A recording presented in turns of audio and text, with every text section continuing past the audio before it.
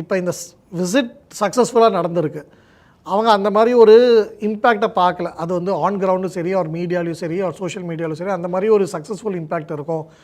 Modi road show நடத்துவார், அரியலூர் மாதிரி ஒரு ஊரில் ரோட் ஷோ நடத்த மக்கள் வந்து அவ்வளோ சந்தோஷமாக வரவேற்பாங்க அப்படிங்கிறத அவங்க எதிர்பார்க்கல. இதோட இம்பேக்ட் இப்படி இருக்கும்பொழுது கண்டிப்பாக அவர்களுடைய சித்தாந்தத்துக்கு அது ஒரு அடி. ஏன்னா இப்போ கங்கை கொண்ட சோழபுரம், ராஜேந்திர சோழன், இது இவங்களுக்கு மரியாதை செலுத்தணும்னா என்ன நடந்துச்சு? அங்கே சைவ சித்தாந்தத்தை பற்றி தான் பேச வேண்டியிருந்துச்சு. ஓதுவார்கள் தான் அங்கே இருந்தாங்க, திருப்புகழ் பாடப்பட்டது, தேவாரம் திருவாசகத்தை பற்றி பேசி தான் ஆகணும், திருமுறையை பற்றி பேசி தான் ஆகணும், அந்த நூலை வெளியிட்டு தான் ஆகணும், பகவத்கீதையோட மொழிபெயர்த்து தான் ஆகணும். ஸோ இது எல்லாமே எப்படி ஒரு குறை சொல்ல முடியாதபடி ஒரு பக்கம்.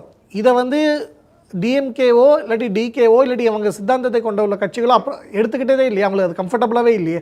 அதனால தான் அவர்கள் சோழர்களை, ராஜராஜ சோழனையோ ராஜேந்திர சோழனையோ எடுத்து கொண்டு போகாத காரணமே அதான். ஏன்னா அவங்க அன்கம்ஃபர்டபுள். அவர்கள் ராஜேந்திர சோழனும் ராஜராஜ சோழனும் எதற்காக இருந்தார்களோ, எதற்காக வாழ்ந்தார்களோ, அவங்களோட அச்சீவ்மெண்ட்ஸு, அவர்கள் எதற்காக என்ன விஷயங்களுக்கு அவர்கள் கொண்டு போனாங்களோ, அது கடல் கடந்தும் சரி, இந்தியாவிலையும் சரி, எதை கொண்டு போனாங்களோ அது எல்லாமே டிஎம்கேக்கு அன்கம்ஃபர்டபுள், ஆர் அந்த சித்தாந்த உடையவர்களுக்கு அன்கம்ஃபர்டபுள். டிவிகேக்குமே அது அன்கம்ஃபர்டபுளாக இருக்கும். பெரியாரை தூக்கி பிடிக்கும்போது இது அன்கம்ஃபர்டபுளாக தான் இருக்கும். ஸோ அப்படி இருக்கும்பொழுது அதுதான் அங்கே நடக்குது. ஸோ பிஜேபியில் யார் வந்தாலும் அதுதானே பேசுவாங்க.